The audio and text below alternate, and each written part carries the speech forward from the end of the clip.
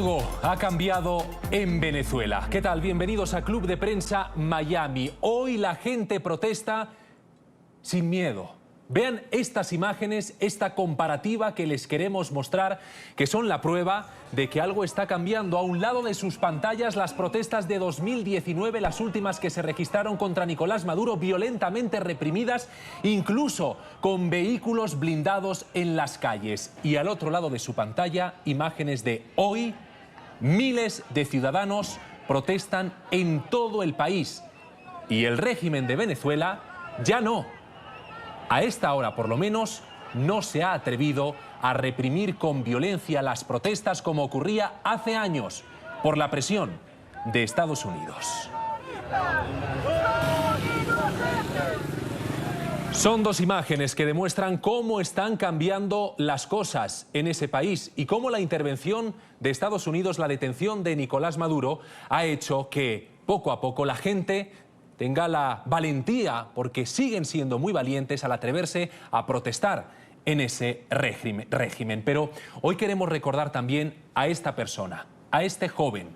Tenía 23 años cuando fue asesinado por la dictadura venezolana. Es Basil da Costa, que tal día como hoy, el 12 de febrero de 2014, en unas protestas muy similares a las que hoy se llevan a cabo, lideradas por los movimientos estudiantiles, fue asesinado tras atreverse a levantar su voz en contra de Nicolás Maduro.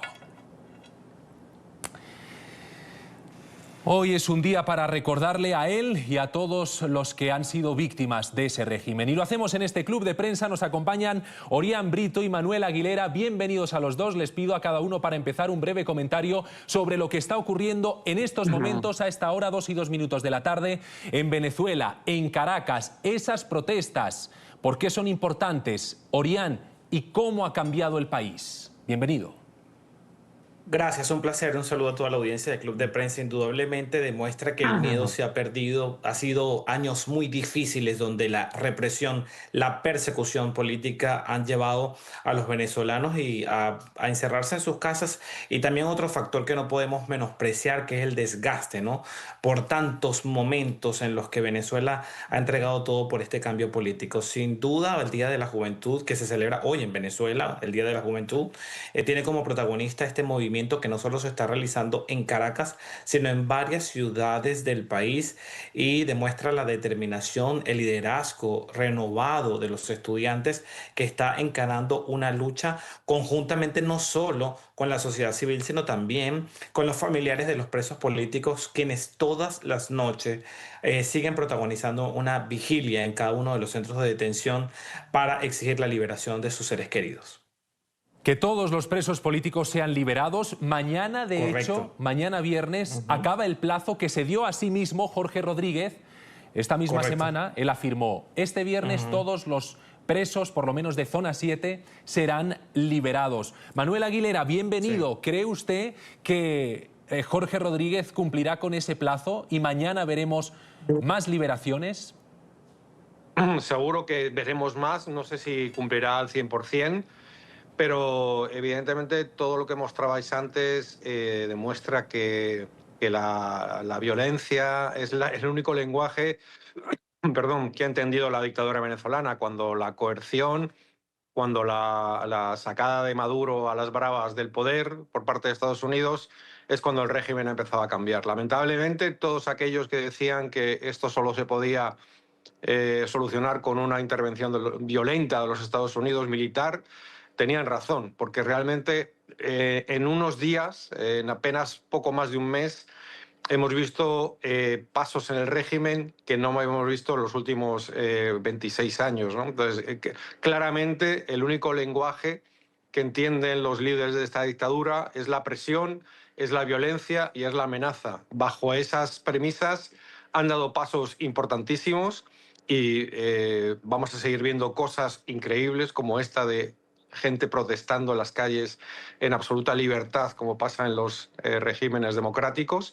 Y sí, los hermanos Rodríguez van a seguir al dictado de lo que diga Estados Unidos, porque así lo han demostrado desde el pasado enero, desde que se consumó la captura y la traída a Estados Unidos de Nicolás Maduro. Totalmente, totalmente, Manuel. Y algo muy importante que acaba de señalar. Solo la violencia y la presión es lo que ha entendido el régimen, porque tras años de sanciones, ahí han estado negociaciones incumplidas siempre por parte de la dictadura, y no ha sido hasta que Estados Unidos, Donald Trump, ha movilizado al ejército, a la armada alrededor de Venezuela, ha detenido a Nicolás Maduro, hasta que han empezado a obedecer. Pero fíjense, porque hoy mismo Trump se ha referido a un hombre de negocios de Estados Unidos, Harry Sergent. Para muchos era un desconocido hasta hoy. Él ha hecho numerosas visitas a Caracas y ha negociado cuestiones petroleras porque se dedica al sector de la energía. Hoy Trump le ha dedicado estas palabras en redes sociales. Hay una historia sobre un hombre llamado Harry Sergent III en The Wall Street Journal. Él no tiene autoridad de ninguna manera para actuar en nombre de los Estados Unidos de América, ni tampoco nadie más que no haya sido aprobado por el Departamento de Estado. No tiene ninguna autoridad, dice Donald Trump. Pero ¿quién es exactamente? Veámoslo, porque hasta hoy muchos desconocían la figura de este hombre, Harry Sergent. Se trata de un empresario del sector de la energía, exoficial del Cuerpo de Marines de Estados Unidos y donante republicano. Orián, ¿qué está pasando exactamente? ¿Qué sabemos de este hombre? ¿Ha llevado a cabo algún tipo de negociación? Y sobre todo, ¿por qué hoy Donald Trump ha dicho que no representa a Estados Unidos? El diario The Wall Street Journal asegura que este hombre es cercano, incluso que habría jugado en algún momento golf con el presidente Trump. Incluso otros medios en el sur de la Florida han hecho referencia a la presencia de lobistas muy poderosos que fungen como mediadores entre Venezuela, entre el régimen de Maduro y en este caso con la administración Trump. Ahora bien, aquí hay un punto que me llama poderosamente la atención y yo creo que Estados Unidos está cuidando a sobremanera lo que tiene que ver con su rol para controlar todo lo que tiene que ver con el petróleo, los procesos que se están llevando de estabilización, como lo llaman, recuperación y posteriormente transición en Venezuela. Y en ese sentido, yo creo que cualquier figura que se relacione, que intente mediar en el plan que tiene la administración, podría provocar un daño. Y creo que por eso es que la administración está, o el propio presidente Trump en este momento, porque es el que emite este comentario, lo saca y lo desvincula de cualquier tipo de vinculación para no entorpecer el proceso, no entorpecer cómo se está llevando esto por parte no solo de la administración, sino una figura que él nombra allí, que es el secretario de Estado, Marco Rubio.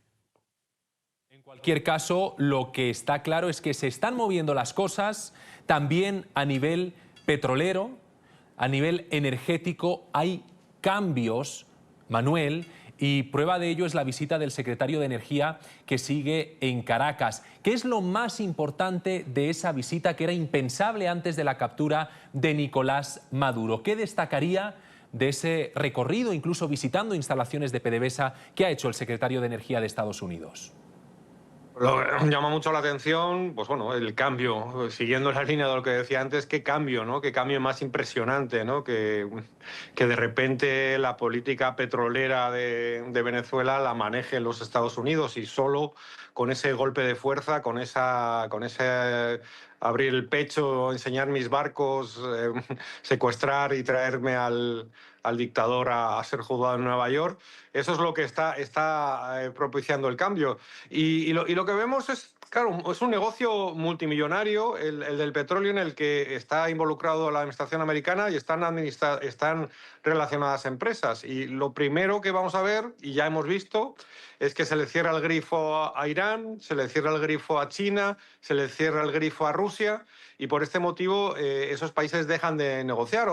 Estos días veíamos una noticia de que Israel había recibido crudo proveniente de Venezuela, algo que era impensable y no se hacía desde hace 6 años, ¿no? Al final hemos buscado, por ejemplo, en eso un significado político Y al final no era tal, por ejemplo, la simbología política, sino que hay una empresa intermediaria bendecida por los Estados Unidos que está repartiendo el petróleo o vendiendo el petróleo a los países que Estados Unidos le deje vender. Entonces, bueno, hay muchos cambios. La política ha cambiado totalmente, la política petrolera de Venezuela, y ya pues se han cambiado de clientes, ¿no? Ya algunos países que pertenecen a ese lado oscuro de la geopolítica mundial, repito, como Rusia, China e Irán, pues desaparecen y aparecen otros nuevos, como Israel en este caso, u otros países que van a recibir ese petróleo en detrimento de países, por ejemplo, como Cuba, a la que se le estaba regalando el petróleo a cambio de servicios y que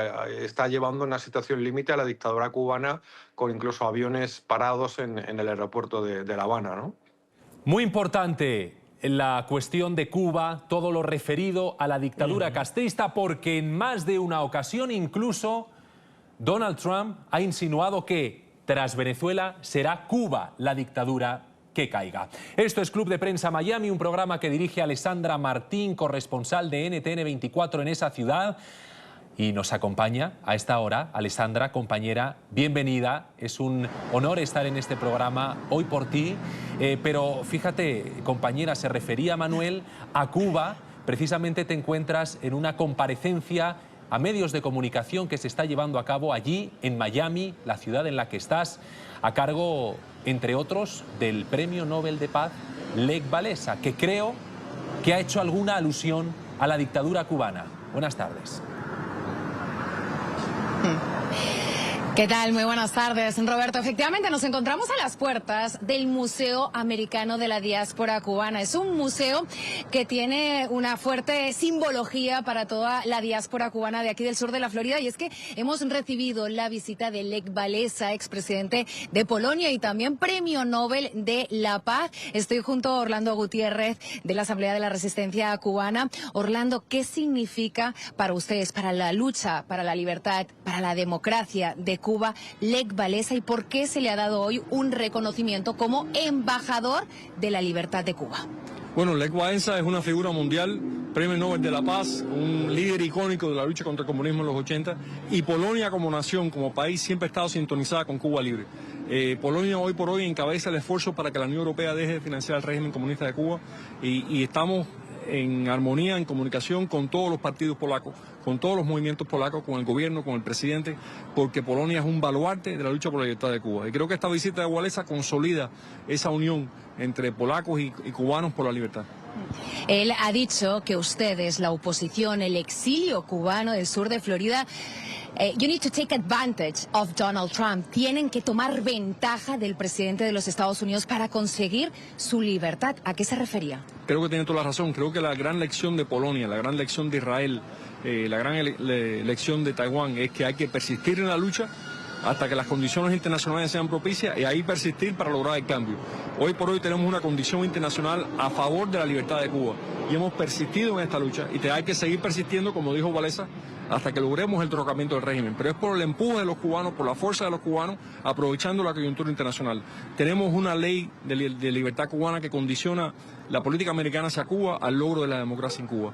Tenemos un presidente muy en sintonía con el exilio cubano, y que sabe que el exilio cubano lo ha respaldado. Tenemos un grupo de congresistas poderosísimos que son cubanoamericanos y entienden el tema de Cuba. Y tenemos un secretario de Estado, Marco Rubio, que en sus expresiones a través de los años ha mostrado comprender profundamente la tragedia de Cuba. Además, tenemos el lenguaje de la orden de emergencia sobre Cuba dictada por el presidente Trump. Todo esto nos ayuda a buscar la libertad de Cuba, pero hasta que no la logremos no se ha logrado, hay que seguir empujando. ¿Está Cuba a punto de colapsar? Yo creo que el régimen comunista de Cuba está muy cerca del colapso, y si colapsa el régimen comunista de Cuba, el pueblo de Cuba se va a levantar.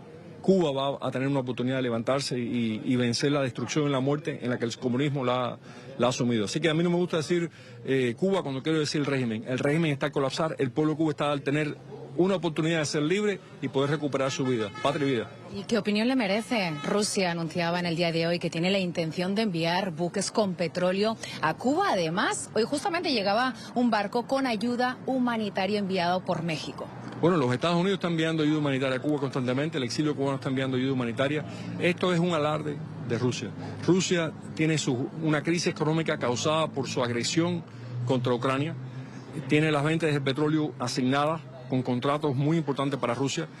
Este petróleo que ellos están sacando es petróleo de la guerra y necesitan ese petróleo para seguir la guerra contra Ucrania.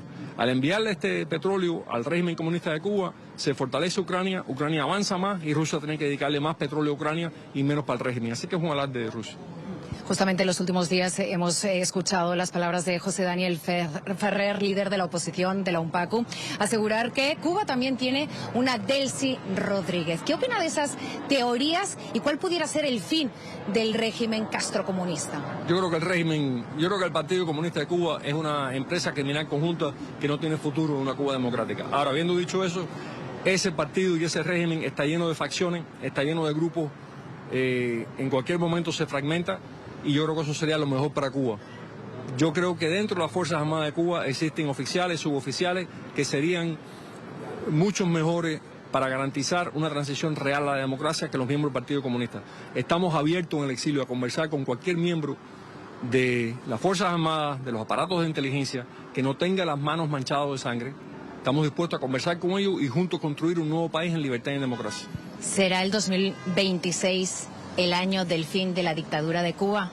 No me gusta poner año definitivo, pero es cuando más cerca hemos estado y hay que empujar más que nunca.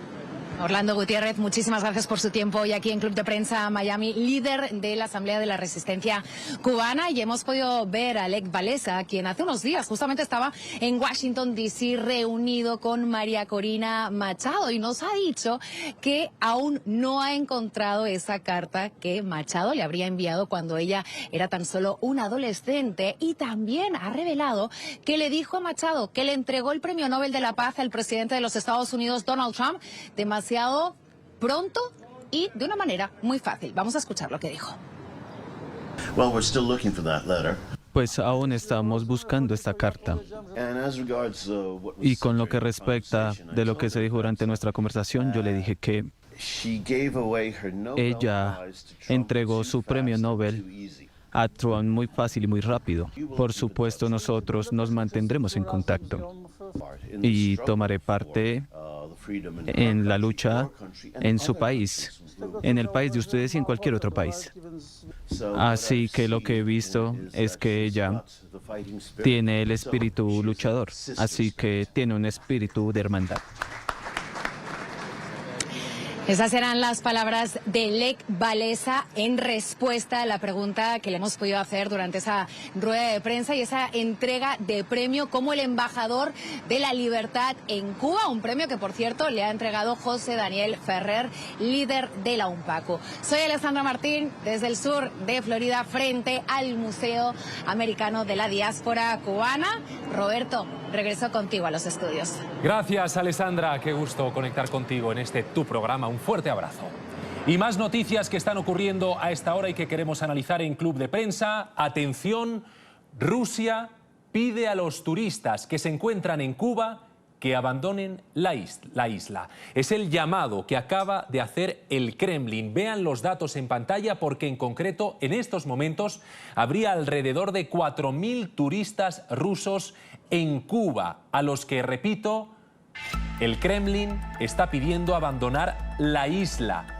Además, Rusia cuenta con una embajada totalmente activa en La Habana, en la que hay varios funcionarios acreditados, hay también diplomáticos y personal consular.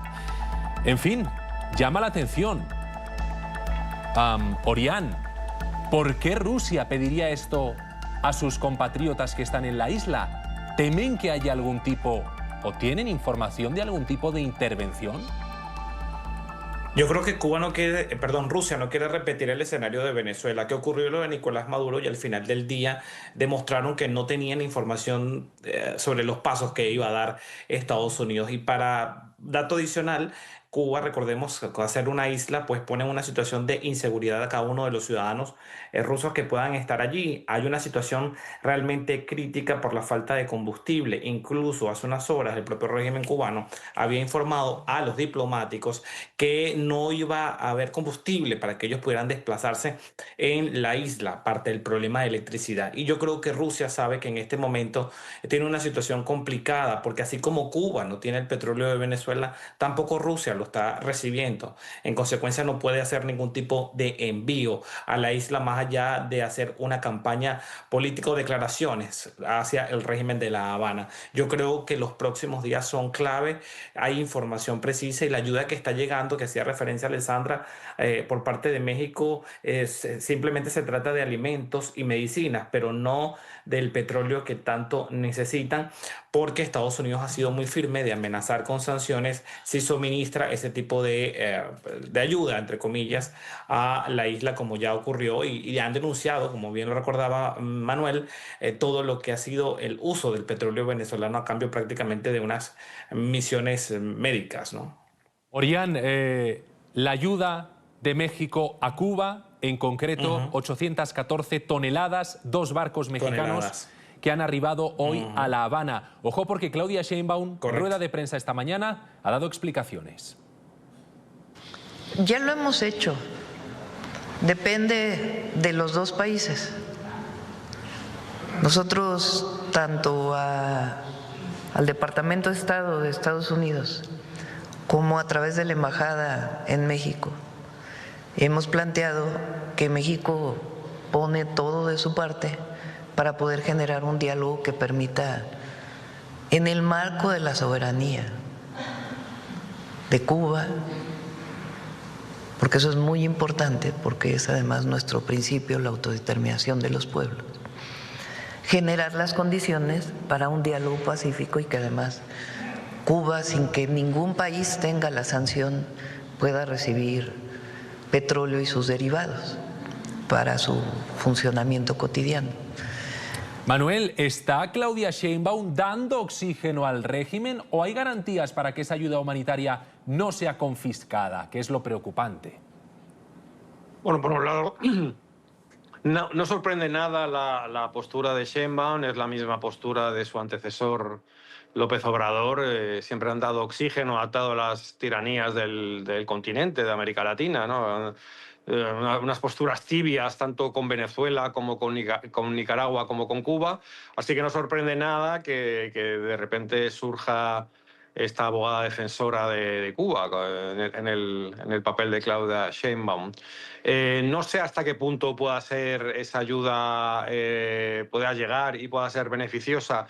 Yo creo que estamos ante, uniéndolo con lo de la llamada de Rusia a sus connacionales a salir de la isla, yo creo que estamos ante una situación de colapso, ¿no? Yo creo que ahora sí viene un verdadero bloqueo, ¿no? Tantos años hablando de embargo y de bloqueo, quizás estemos a las puertas de un colapso, de un bloqueo real, ¿no? En el que no se pueda ni entrar ni salir de la isla, ni tampoco moverse dentro de la propia Cuba. Entonces, bueno, yo creo que es una estrategia, quizás sea una estrategia diferente a la que la administración Trump ha desarrollado en Venezuela, pero quizás lo que esté buscando la administración Trump es ahogar al régimen por donde más le duele, que es en este tema de paralizar el país, ¿no? Para que no les quede otra salida que negociar, ¿no?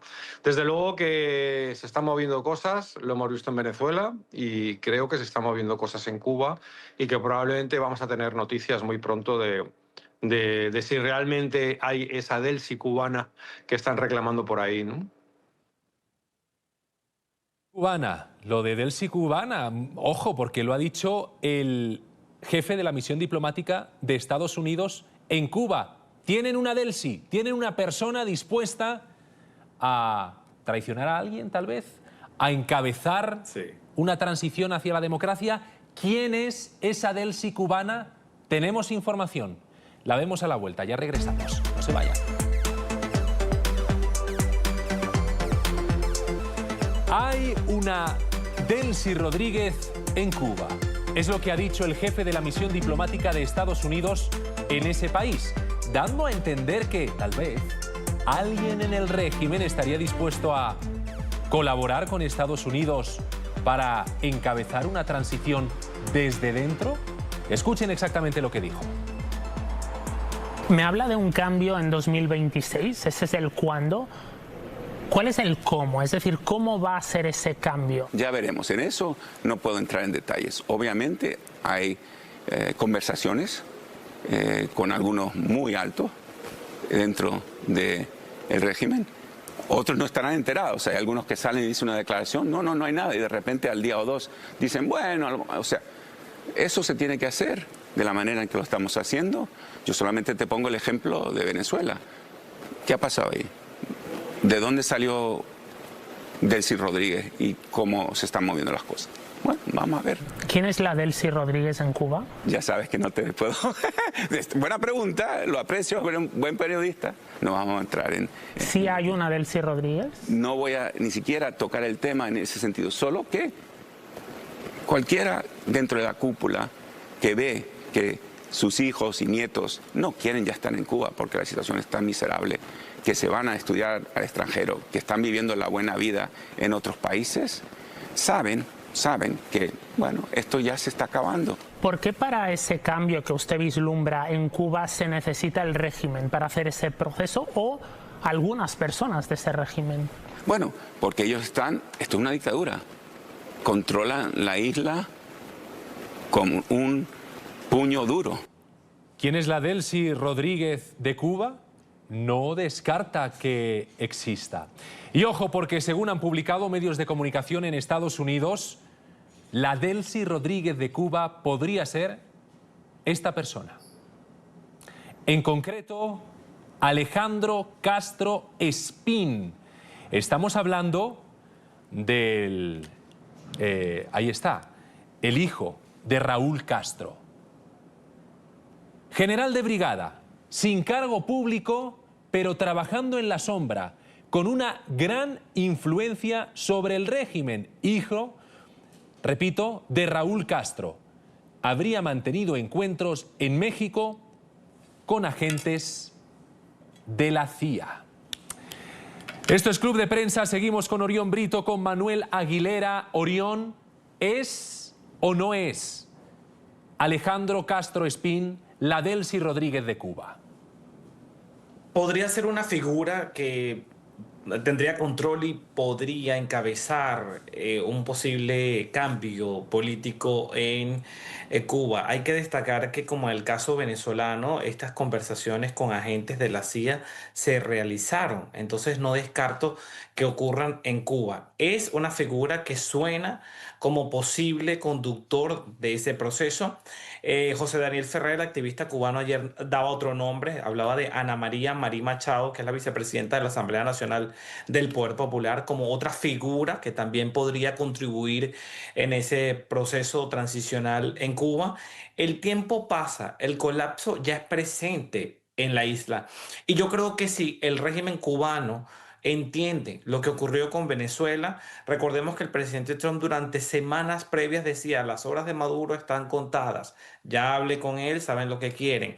Por parte del régimen cubano solo existe una negación o una contradicción, porque un día dicen que no están negociando con Estados Unidos o no hay conversaciones, al otro día los reconocen. En consecuencia, sí está avanzando, el tiempo se les está acabando y la situación social empeora con el paso de las horas. Y yo creo que tener por parte de Estados Unidos, y así lo demuestra el caso venezolano, una figura que mantenga el control del país y no desencadene un caos es fundamental para realizar cualquier tipo de acción. Claro, Manuel, ¿sería posible un cambio en Cuba sin la colaboración interna de algún miembro del régimen? Bueno, yo creo que el presidente venezolano ha dejado cosas muy claras. Primero, que que el potencial militar de un país como Venezuela es endeble, por ende el de Cuba es endeble. No es baladí que la Guardia Pretoriana de Maduro fuera conformada por cubanos que fueran todos eliminados fulminantemente, con lo cual ya hemos derribado el mito de que Cuba o Venezuela tuvieron algún potencial militar para hacerle frente a los Estados Unidos. Segundo, como dice la canción esa, ¿dónde está Cuba? ¿Dónde está Cuba? ¿Dónde está Rusia? ¿Dónde estaba Rusia? Cuando pasó lo de Venezuela, ¿dónde estaba China? Nadie hizo nada por Maduro. Nadie va a hacer nada por defender al régimen castrista o lo que quede de él.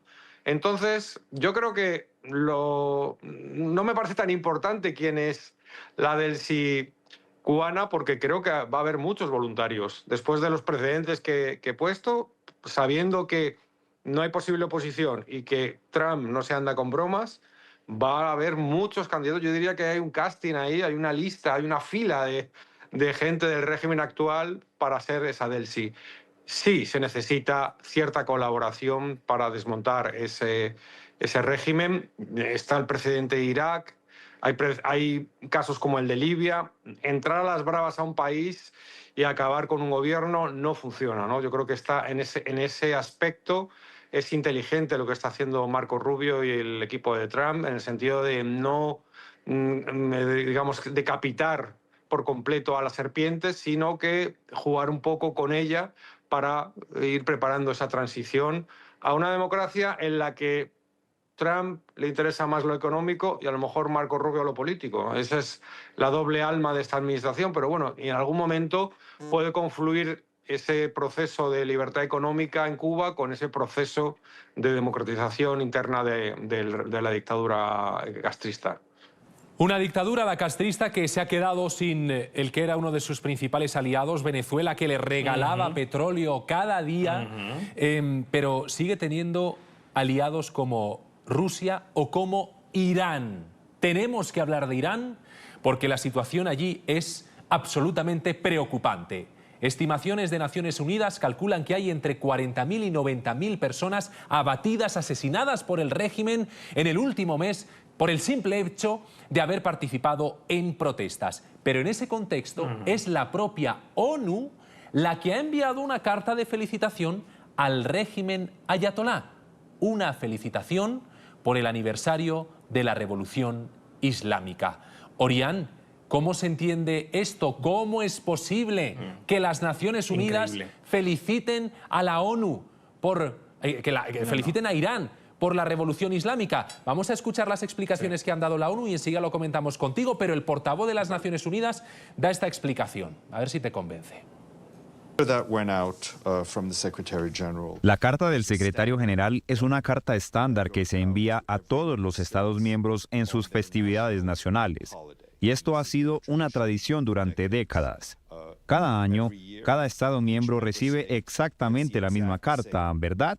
Felicitando por su fiesta nacional y transmitiendo los mejores deseos a la gente de ese país. Como dije, las cartas se enviaron ayer a Irán, Gambia y Lituania, si no me equivoco. Como dije, es una tradición de décadas.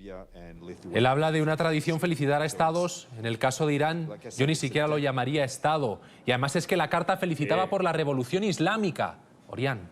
No. Una revolución islámica que está realizando un genocidio. Yo quisiera saber esos grupos pro-palestinas que fueron tan activos, dónde se encuentran hoy para defender a ese pueblo iraní que está exigiendo cambios de una manera pacífica en las calles y que está siendo masacrado, porque no hay otra forma de decirlo. Y aunque la carta sea un formato que está guardado, y disculpen el término, en Word, en una computadora, que se llamen cartas de felicitación, es una vergüenza que con el precedente y lo que estamos viendo en Irán, donde hay una situación dramática y violaciones de derechos humanos sistemáticos, la Organización de Naciones Unidas envió una carta de felicitación a un régimen que está masacrando a su pueblo. O sea, yo no mando absolutamente nada y no soy Naciones Unidas sin revisarlo previamente. Aunque sea un proceso mecánico, esto demuestra cómo lo frágil y en manos de quién está la Organización de Naciones Unidas, y por eso una organización que en el pasado fue tan importante ha perdido tanto peso por acciones como las que estamos viendo. Ha perdido peso y mientras tanto Irán sigue condenando a muerte a personas como este joven al que van a ver. Se trata en concreto de Saleh Mohammadi, un joven de 19 años, campeón de lucha, deportista, que ha sido condenado a muerte, pero ojo, a horca pública. Sí, lo van a ahorcar en público, supuestamente por atacar a un policía con un arma blanca durante una de las protestas. Una policía que, junto al ejército iraní, habría acabado, repito, con alrededor de 40.000 personas en esas manifestaciones. Eso es lo que hace el régimen al que la ONU ha felicitado. Una pausa y seguimos. Esto es Club de Prensa Miami. Ya regresamos. Agrio debate en el Congreso de Estados Unidos por el caso Epstein. Cruce de acusaciones entre Pam Bondi, fiscal general del Estado, y legisladores demócratas por la gestión que el Departamento de Justicia ha hecho de este caso. La acusan de no defender y no proteger lo suficiente a las víctimas. Manuel Aguilera sigue con nosotros en este club de prensa. Le quiero preguntar por ese debate que vimos en el Congreso. ¿Qué destacaría? Y sobre todo, ¿las víctimas del caso Epstein han estado suficientemente protegidas, como dice la Administración, o por el contrario, como apuntan los demócratas, se han expuesto? Bueno, yo creo que tanto republicanos como demócratas han intentado aprovechar políticamente el caso Epstein sin darse cuenta que las conexiones de Epstein no tenían color político. Tenían relación con republicanos y tenían relación con demócratas. Creo que ambos se han equivocado y han olvidado ambos, repito, tanto la administración Trump como los demócratas en la administración anterior y ahora como oposición al presidente, de las víctimas que deberían ser las verdaderas personas de interés de este tema. Y si hay algún fleco penal, que se persiga a aquellas personas que colaboraron en los abusos sexuales infantiles o en la pederastia o la pedofilia que se pudo cometer en el entorno de Epstein. Así que muy mal tanto el Partido Republicano como el Partido Demócrata por utilizar este tema como lanzadera política para acusarse unos a otros y olvidar lo que realmente es importante, las víctimas que ahora los demócratas utilizan para atacar a la administración Trump, que realmente no tuvo el detalle, la Pam Bondi ayer, de tener un gesto con ellas, ¿no? Eso también fue muy lamentable.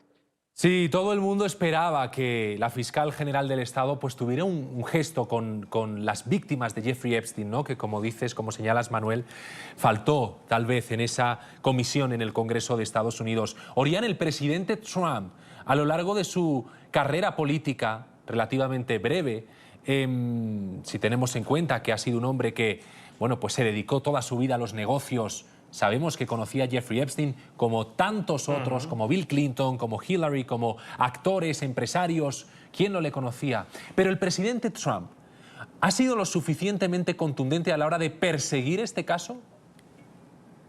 Yo creo que el presidente ha sido claro, pero en cierta forma no en profundidad, ¿no? Tomando en cuenta los vínculos que algunos dirigentes políticos o empresarios, porque es que la lista de personas vinculadas con Epstein es gigante y la cantidad de documentos sorprende aún más. El presidente simplemente limita a negar, ¿no? que tuvo un contacto, digamos, mucho más allá. De hecho, hace tan solo instantes, en una conferencia de prensa en la Casa Blanca, fue cuestionado una vez más sobre esto y el presidente simplemente se limitó a decir que él no estuvo en esta isla donde se cometían estas atrocidades. Yo creo que, como coincido con Manuel, el uso político de este tema es completamente lamentable porque tanto un lado como el otro ha olvidado a las víctimas de este caso tan terrible que sigue sacudiendo a la opinión pública estadounidense. A las víctimas, que son lo más importante en este y en cualquier caso. Una pausa y seguimos. Correcto. Esto es Club de Prensa Miami. Ya regresamos. Agradecer a Manuel Aguilera que nos haya acompañado en este Club de Prensa Miami. Gracias, Manuel, por su análisis. Un placer, como siempre. Hasta cuando queráis. Y gracias también a Orián Brito por estar con nosotros y por formar parte de este club. Un fuerte abrazo. Un abrazo y hasta pronto. Y gracias a ustedes, la información actualizada al minuto siempre en nuestra página web, ntn24.com, y enseguida llegan los titulares de la hora con la actualización informativa. Esto es NTN 24 bajo la dirección de Claudia Gurisati. Que tengan una feliz tarde. Adiós.